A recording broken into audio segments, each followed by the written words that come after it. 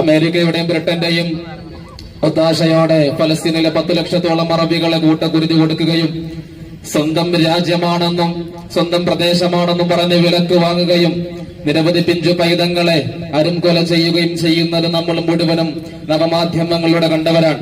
ഇവിടെ നിന്ന് തക്ബീർ വിളിച്ചവരാണ് നാം ഓരോരുത്തരും.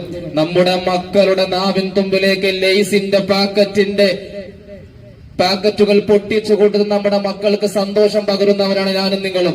നമ്മൾ ഉപയോഗിക്കുന്ന കോൾഗേറ്റിന്റെ പേസ്റ്റ് അടക്കം, പെപ്സി അടക്കം, കൊക്കക്കോള അടക്കം പലതും നമ്മൾ കുടിക്കുന്നവരാണ്.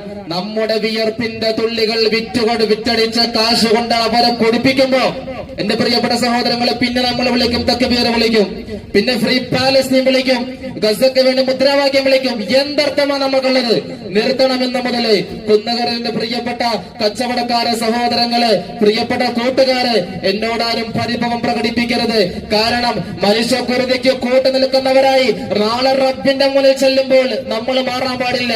നമ്മുടെ മക്കൾക്ക് കൊടുക്കുന്ന ഓരോ ഇസ്രായേലിന്റെ പ്രൊഡക്റ്റും ക്യാച്ചർ പില്ലർ അടക്കമുള്ള ഇൻഷുറൻസും മുഴുവനും നമ്മൾ നിർത്തലാക്കുക കൂടി ഇതിന്റെ ഭാഗമായെന്നോ നമ്മൾ പാലിക്കേണ്ടതുണ്ട്.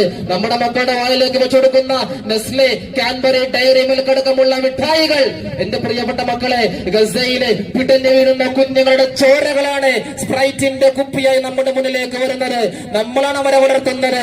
ഒരു കാലഘട്ടം മുഴുവനും പരിശുദ്ധമായ ഇസ്ലാമിനെ വെല്ലുവിളിച്ചപ്പോ, ഇസ്ലാമിന്റെ കടകൾ കത്തിവെച്ചപ്പോ പരിശുദ്ധരായ റസൂൽ സല്ലല്ലാഹു അലൈഹി വസല്ലം തങ്ങൾ യുദ്ധത്തിന് പുറപ്പെട്ടിട്ടില്ല. ഇസ്ലാമിന്റെ സന്ദേശങ്ങൾ വാനലോകത്തേക്ക് ഇറങ്ങി വന്ന പരിശുദ്ധരായ ജിബ്രീൽ അലൈഹിസ്സലാമിന്റെ സന്ദേശങ്ങളെ ഭൂനിവാസികൾക്ക് പറഞ്ഞു കൊടുക്കാൻ ഏൽപ്പിക്കുകയും അവസാനം ഗതിയില്ല എന്ന് കണ്ടപ്പോ, ശ്വാസത്തിന് കടക്കൽ, ജീവിതത്തിന്റെ കടക്കൽ കത്തിവെക്കുന്നെന്ന് കണ്ടപ്പോ മുഹമ്മദ് മുസ്തഫ സല്ലല്ലാഹു അലൈഹി വസല്ലം തങ്ങൾ ബദറിലേക്ക് പുറപ്പെടാൻ അനിവാര്യമായിരുന്നു. ബദർ എന്റെ പ്രിയപ്പെട്ട സഹോദരങ്ങളെ, ശൈഖ് ജീലാനി റളിയല്ലാഹു അൻഹുവിന്റെ ആണ്ടിനോടടുത്തിരിക്കുന്ന മഹിതമായ സമയത്ത് ശൈഖ് ജീലാനി റളിയല്ലാഹു അൻഹുവിന്റെ ഖാദിരിയ തരീഖത്തിൽ ആകൃഷ്ടയായ സലാഹുദ്ദീൻ അയ്യൂബി എന്ന മഹാനായ നേതാവിന്റെ തിരുക്കരങ്ങളെ കൊണ്ടാണ് ഖുദ്സിന്റെ മണ്ണ് കുരിശുദ്ധക്കാരുടെ കരങ്ങളിൽ നിന്ന്, കരാളഹസ്തങ്ങളിൽ നിന്ന് മോചിതമായെങ്കിൽ ഇനിയൊരു സലാഹുദ്ദീൻ അയ്യൂബി പിറക്കണമെങ്കിൽ എന്റെ പ്രിയപ്പെട്ട സഹോദരങ്ങളെ, നമ്മളും പ്രതിഷേധത്തിൽ പങ്കുചേർന്നേ മതിയാവുകയുള്ളൂ.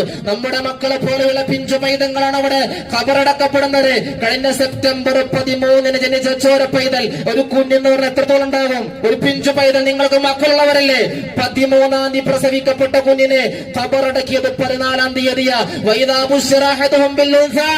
പെൺകുഞ്ഞാണെന്നറിഞ്ഞതിന്റെ പേരുക്കുള്ളിൽ കുടിച്ചു മൂടിയതല്ല, അഭിമാനം ഭയന്ന് കുടിച്ചു മൂടിയതല്ല, ജീവിക്കാൻ അനുവാദം കൊടുക്കാതെ ചെറുമക്കളുടെ തലപൊട്ടി ചോര വരുമ്പോ